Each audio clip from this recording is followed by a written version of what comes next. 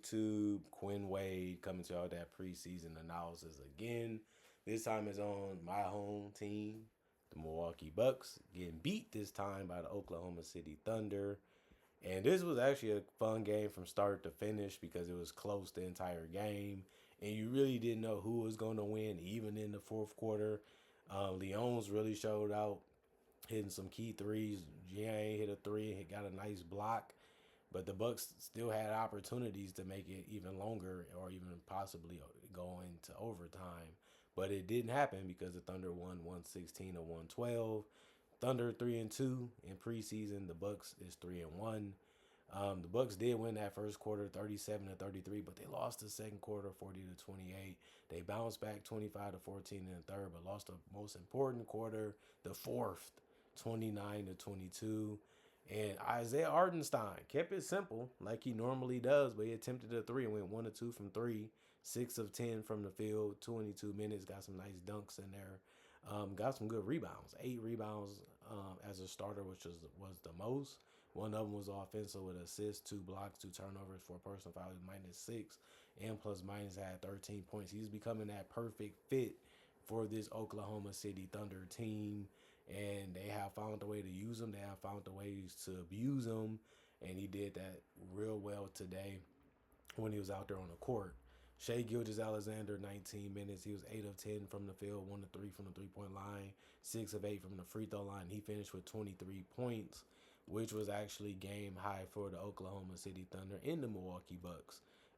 He ended up having 2 rebounds, 6 assists, 3 steals, 1 block, 2 turnovers, 2 personal fouls. He was a +8 and plus minus. The man can really play, whether it's scoring or dishing out to his teammates or trying to make things happen defensively. He's one of the well-rounded / best players in the world, and he showed that again even in preseason. Alex Caruso got to start 17 minutes, 4 of 6 from the field, 1 of 3 from the three-point line. He had 2 assists, 1 personal foul, plus 11, and plus minus. He finished with 9 points. You don't really ever see him without a steal or a block, but this was one of those nights where he didn't get either one, but he still helped out offensively, which you would take any day also. Lugens Dort went 2 of 2 from 3 because he was wide open, but he also was 3 of 4 from the field in 18 minutes. He had 4 rebounds, 2 assists, 2 steals, and a turnover, and 2 personal fouls. A +10 and plus minus. He finished with 8 points. Cason Wallace played 27 minutes, which was tied with another guy named Aaron Wiggins for the most on the team, besides Brooks, who played the most with 28. He was 3 of 9 from the field, 1 of 4 from 3, 2 of 2 from the free throw line. Was able to get 8 assists, 2 rebounds, 1 of them was offensive with 5 steals, 4 turnovers, and 2 personal fouls of +8 and plus minus.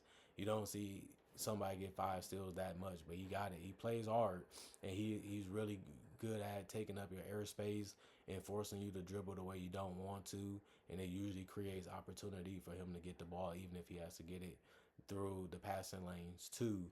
Brooks, like I said, played the most minutes today with 28 for the Thunder, 4 of 8 from the field, 1 of 4 from 3, 1 of 2 from the free throw line. He did get a double-double with 10 points and 12 rebounds, 2 of them being offensive with 2 assists and 2 steals, 2 turnovers, and he was a -6 and plus minus. He turned out to be a real good player for them so far in his career.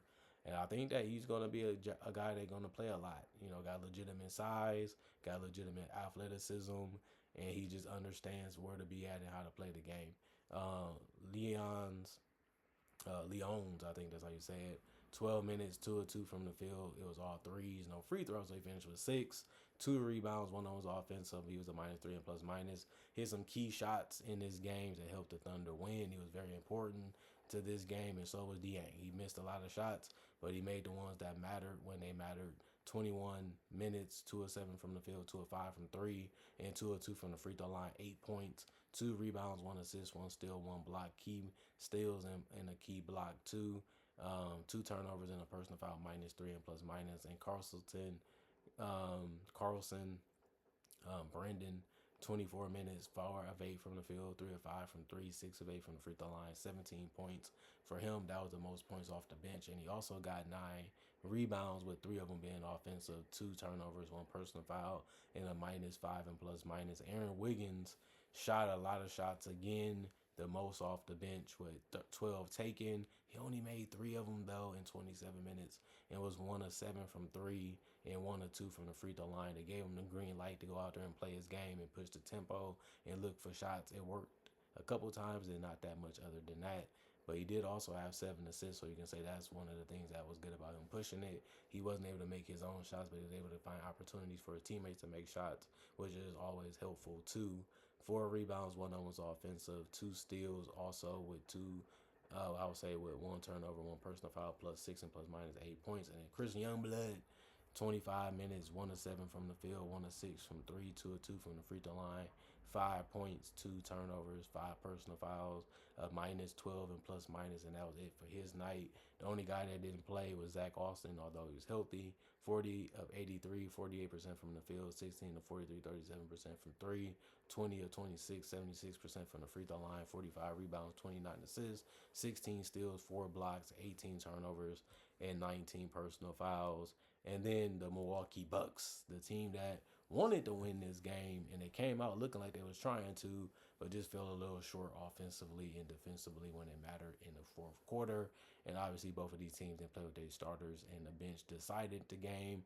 And I think the Thunder bench might be, better than what people think. Just because they're young don't mean they don't fit together, don't play well together. They showed us that in summer league, and they showed us that a little bit in the preseason so far.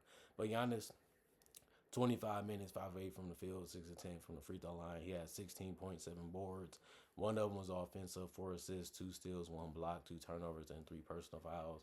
A -5 and +minus. The man got his game plan figured out every night. It works. Nobody can stop it. There's no way to get him uncomfortable, no way to make it too hard for him. He knows his game, and he knows how to dominate the game, and he did that again in the 25 minutes that he played today. Bobby Portis got to start 20 minutes, 3 of 7 from the field, 1 of 5 from three, 2 of 2 from the free throw line, 9 points, 8 rebounds. One of them was offensive with an assist and a steal and a block, 3 turnovers, 2 personal fouls, a -9 and +minus. The scoring was really there for him, even though he wasn't that efficient. But I love his rebounding ability. He can come in and get rebounds really fast and pile that stat up. But you also got like the fact that he's also decent defensively too. That always helps too. Gary Trent Jr. went 3 of 7 also, but he went 2 of 4 from three and 3 of 3 from the free throw line in 22 minutes. He had 1 rebound and 1 turnover. It was a -2 and +minus. He finished with 11 points, which is always good to get the 3-point shooting and the scoring from him, and he's been able to provide that so far. Kevin Porter Jr., 5 of 8 from the field, 4 of 6 from three, 1 of 1 from the free throw line, 24 minutes, 15 points, and 4 assists. He did have 4 turnovers, which was troubling, but he also did have 2 personal fouls only. He was a -6 and +minus and was one of their best scorers again. And he's going to have to do that, throughout the whole regular season and playoffs if they're going to do something significant. AJ Green went 1 of 5 from three, still having a bad shooting nights. But this is what you want him to do, is get the ball and shoot threes. If he makes it or not, you can't really control that. But it is the right play to get the ball to him because you know that he can make them, but he just hasn't been doing that so far.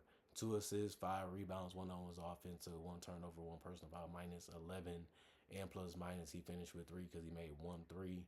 Torian Prince did the same. He went 1 of 3, only made 1, so he finished with 3 points. But he did have 3 rebounds, 1 steal, 1 personal foul, and was a +10 and +minus in 13 minutes.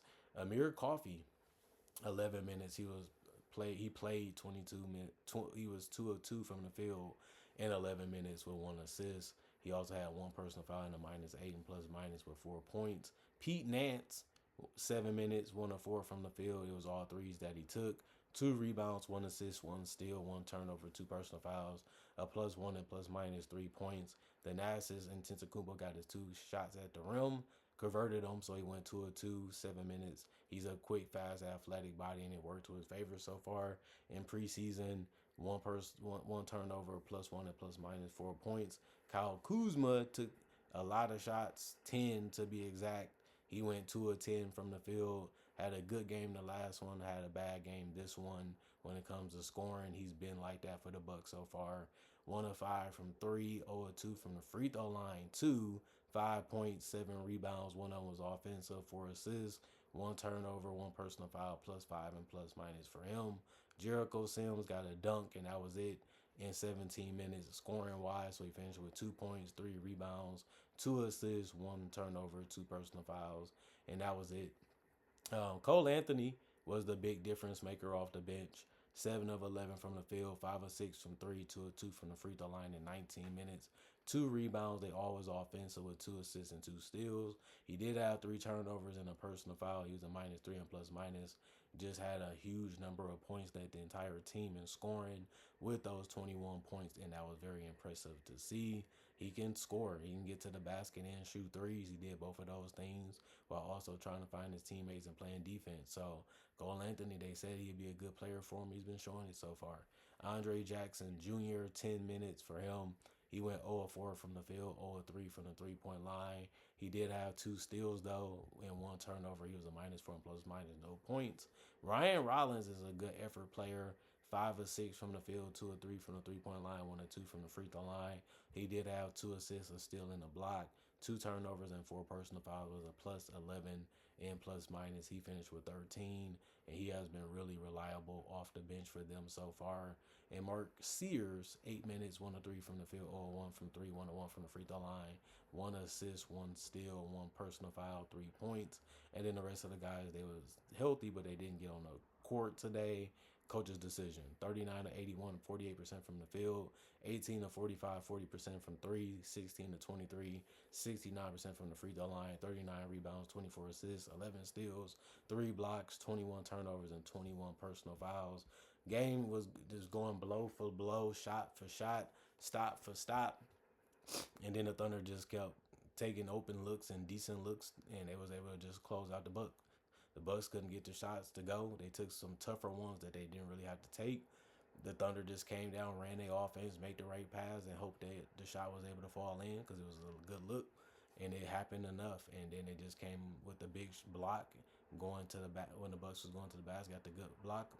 And that was the end of the game right there. It was competitive. It was fun. It was interesting, very entertaining. And I like what both teams was able to do.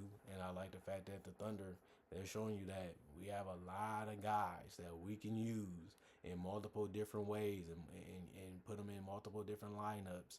And we ain't going to lose too much of a step or lose too much any way it goes. And that's why the Thunder have been tough the last 2 years. And they're going to be tough for this year, too. So that's going to be 3 years that they're going to be at the top of the NBA.